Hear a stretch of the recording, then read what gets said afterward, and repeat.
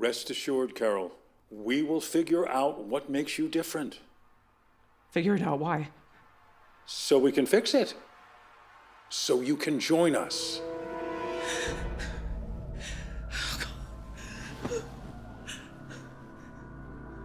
Carol, you still there? You said my life was my own. It is. 100%.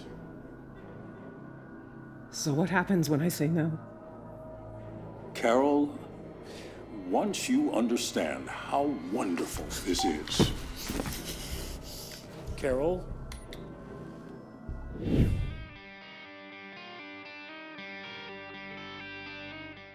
Good question.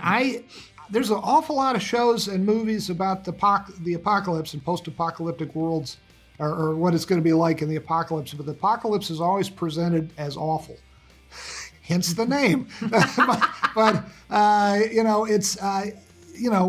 there's all these great shows like The Walking Dead and The Last of Us. I really like those. But The Last of Us, great show. But you do not want to turn into a mushroom person. You don't want to turn into a zombie. With this show, the fun for me is the argument that the audience can have about, is this a terrible thing, the loss of individuality? There's great arguments to be made for it not being so good, but on the other hand, everybody's happy, everybody's peaceful, everybody's getting along. Nobody is under dictatorship or in prison or any of that stuff. So to me, that's what interests me about the show, is that people get to discuss it and argue amongst themselves.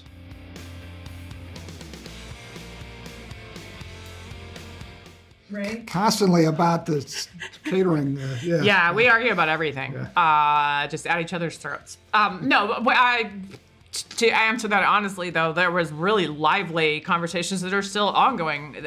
That I think it's one of the great things about the show is there are not definitive answers to some of the questions that Vince is raising about human nature, about how do you define happiness, how do you define contentment, joy, the necessity of the multitude of emotions, which is something that I would argue is absolutely part of being human, but I'm sure people that live in anguish and despair would say, no thanks, I'll pass. Like, I don't, it's even like defining ambition, because Carol's career looks very, very different now than it would have the day before. How do you define love? How do you define loneliness? We had lots of healthy debates. And at any time in the show, you could take another person's side. Like Zosha has a point many times. Diabate has great points many times. Although I will never tell him, but it's fine.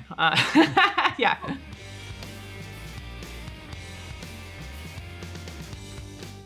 I did not, but I did go to some book readings at, The Ripped Bodice in Culver City. It's an all romance novel book thing, and I went there just to watch people read from the books, because I do have that one where I'm reading, and then I read some different romance short stories. I was a little more invested in who Carol is and how she sees how she differentiates herself from her material, and the whole conflict she has with believing the hype about herself from her fans and her self-loathing, that than actually being able to pen a romance novel, which I could not do.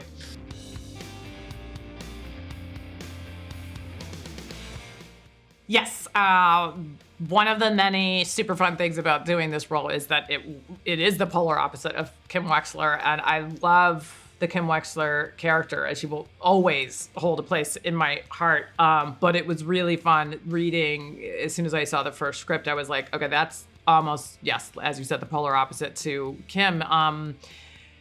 I definitely know which one would win at poker and which one would not be able to cover anything. I mean, Carol is reactionary. She's impulsive. She has anger issues. I would say justifiably so, but still,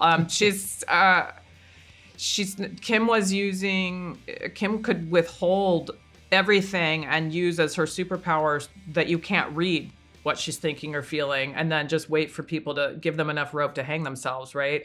Versus Carol has this ability to, I almost feel like Carol, it is a superpower to just, vomit all this stuff out and be like, well, that's just who I am and that's your problem. But she no longer has a safe place to retreat to. And you even see in the beginning, she had a persona she was creating for her book fans, but her wife, and this life that she has, and being a successful, famous author has allowed her to live in this little bubble and protect herself and be the misanthrope that she wants to be. And now that's all being tested, most obviously so by the obstacle created by, there are huge consequences for her anger and her emotions now that are not just about hurting people's feelings.